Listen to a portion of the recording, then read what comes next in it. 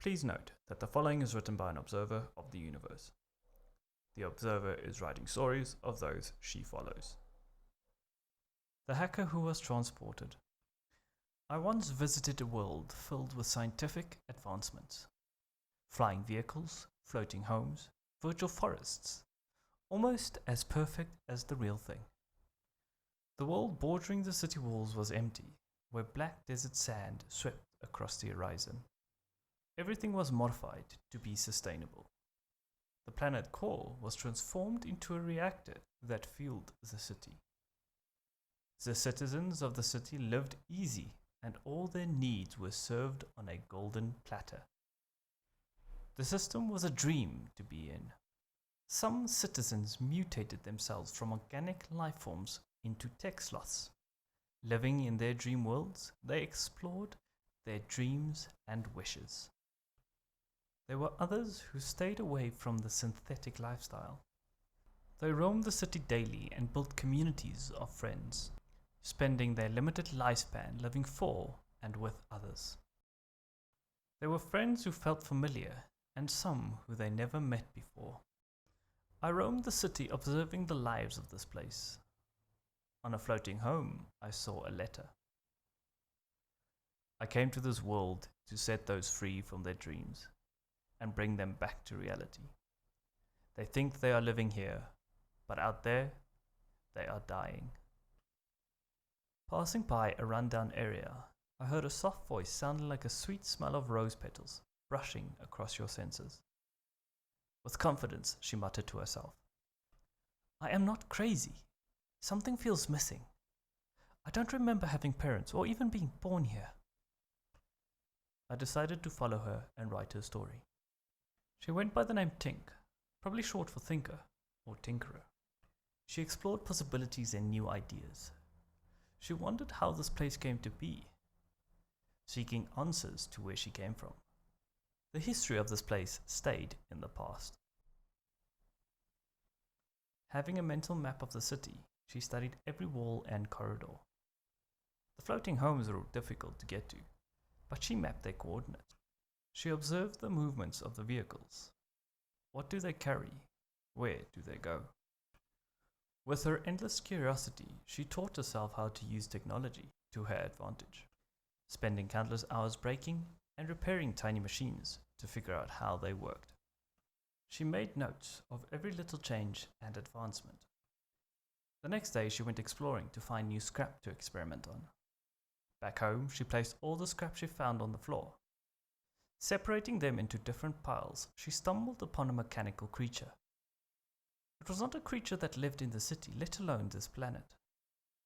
Unsure why, Tink felt a nostalgic feeling to the shape of it.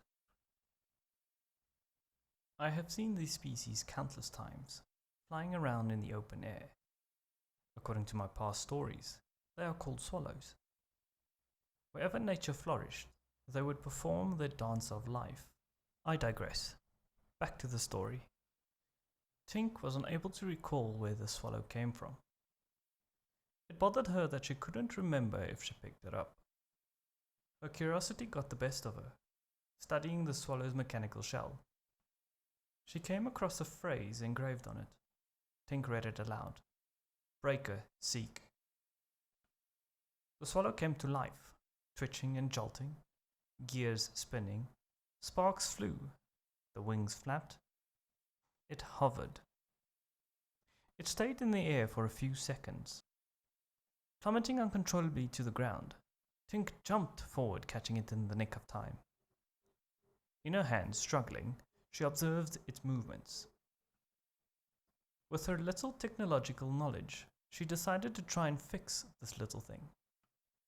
For the next few days, she spent every hour, resting for brief moments, learning the ins and outs of this little thing. She found a small cracked gear in the left wing, preventing it from flapping properly. Grabbing her tools, she got to work. It took a few hours to get it working. She set it down on the table, repeating the phrase, "Breaker, seek." This time it was different. It ascended into the air and darted for the window, breaking through it. Tink ran to the door and grabbed a portable toolkit. She hastily clipped it onto her waist, in pursuit of the swallow. It was flying high and quick. Tink could barely keep up, but the swallow slowed down at times, knowing she was in pursuit. The swallow knew exactly where to go, like a moth to a flame. Tink kept her eyes on the swallow like an eagle stalking its prey, making sure she did not lose sight of it. In the distance, she saw the swallow turning a corner. Knowing the city like the back of her hand, she knew that that corner ahead led to a dead end. As she turned the corner, she stopped for a breather. She straightened her back, took in a deep breath, and looked around to see where the swallow went. She looked through every nook and cranny, unable to find it anywhere. She came to the conclusion that it took the turn not knowing there would be a dead end, and flew over the wall. She stayed a few minutes thinking where it could have gone next. There were a few places beyond the wall it could have gone. Knowing how big the city was, it would have taken her a few minutes to get to the other side. Taking that into account, she would not know where to start looking when she got there. Turning around, her shoulders dropped in disappointment. She will never see it again. That which she had fixed left her. Just as she was about to turn the corner to go home, a light blue light flashed behind her.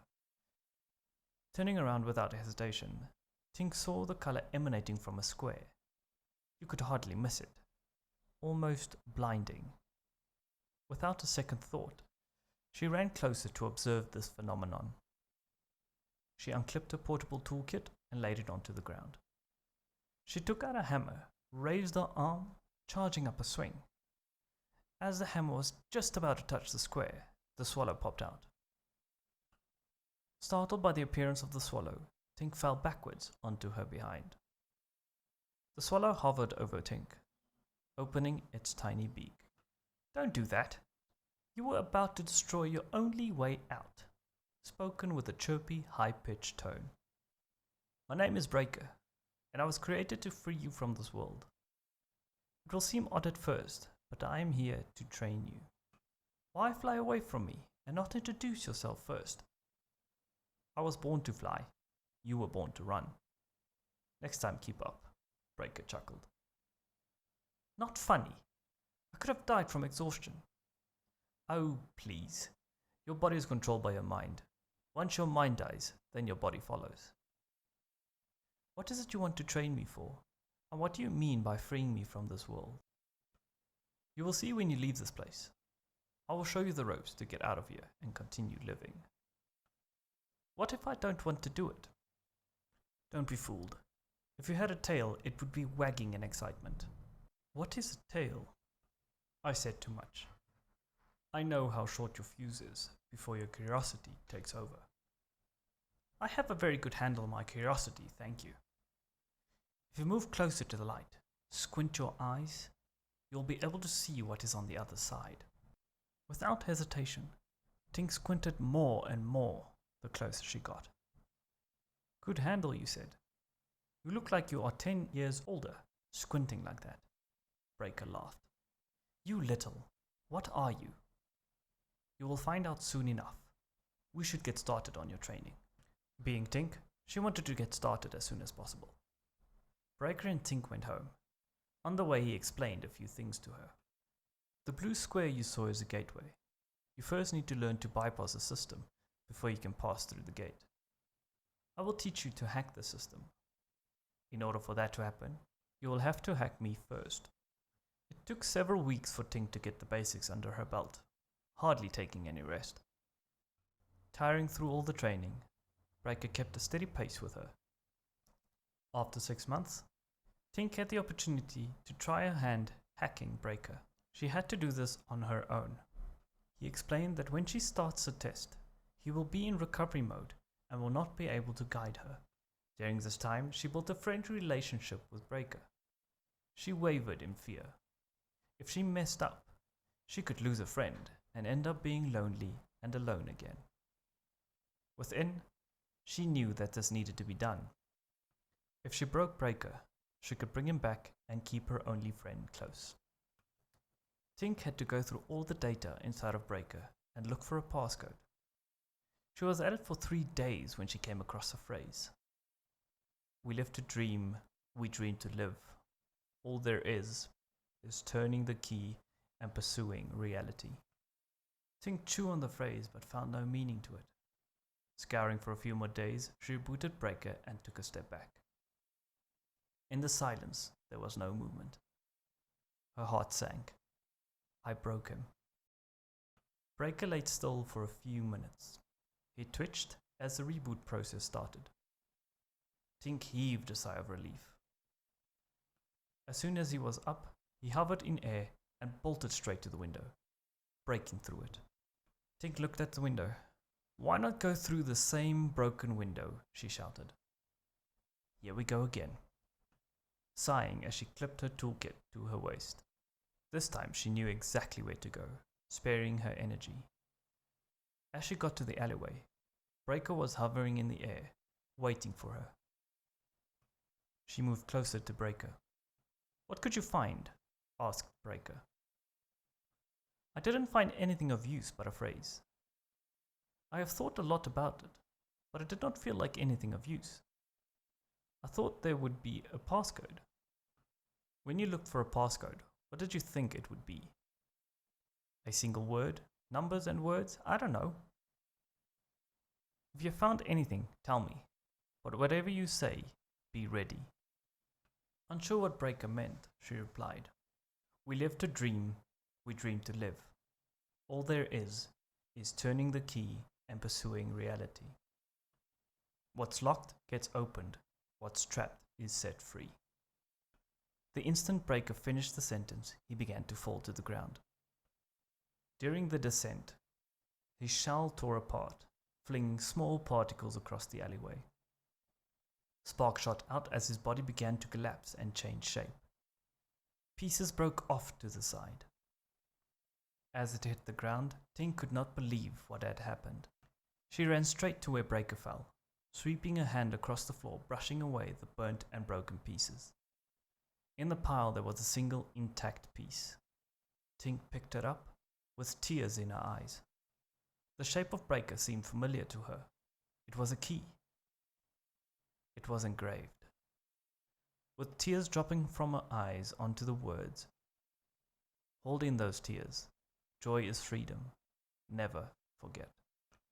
Tink picked herself up from the ground. In the moment of sorrow, she could not allow Breaker's sacrifice go to waste. With the key in hand, she approached the square light. From the light came a keyhole. Slowly lifting her hand, she slotted in the key and turned it. Her whole body got sucked into the keyhole, transporting her to the so-called reality. Tink's eyes slowly opened to a bright light. Her eyes felt heavy, as if she just woke up from a nap. There was a beeping in her ears. Her eyes moved across the room. The room had white walls to either side of her. There was a painted wall in front of her, with drawings she could not make out. Struggling to sit upright, the door opened and a robot came to assist her. It looked at her and said, I will go and get the doctor. Soon after, the doctor returned with a white note in hand. I have something for you. When you are ready, I will return. Tink, being unsure, opened the note. A small chain fell from it, with a key attached. It looked similar to the one in her dream. Turning her attention to the note, tears formed as she read it. Tink, you ended up in an accident a few years back. You got a serious knock to your head. We rushed you straight to the hospital. We received news from the doctor that you were in a coma. They didn't know how long it would be before you would regain consciousness. Don't look up yet. I hope you like the wall. I fought long and hard with the hospital to get it done for you. It was hard. I struggled seeing you lay there. Day in and day out, I wonder what was happening in your head. You probably had an awesome time dreaming and being free. A few years back, science made a breakthrough where people could be brought back from a coma. It was still early stages and the doctor didn't approve of this method just yet. He He said it was too dangerous for me and for you. I had to be induced in a coma and be connected to your wavelengths. If I were to stay too long, my mind would lose consciousness and I will never return. I tried and tried to get approval for this method. I wanted you back. A year later, I got the green light. I knew it was risky, but I had to try. You were my everything, so I had to give my everything. If it was a success, you would be given this letter. I hope you like the key. Your words to me are written on it. Holding those tears, joy is freedom. Never forget. You were my joy. You were my freedom. I hope to see you soon. Breaker. Tink looked up to the wall in front of her. The tears in her eyes overflowed with brokenness and sadness. The wall was filled with green and wondrous colors. Trees and flowers flourished, with a single swallow hovering in mid-air, looking in the direction to where Tink was laying. The door to her room swung open. A being stepped in, and her tears turned into freedom.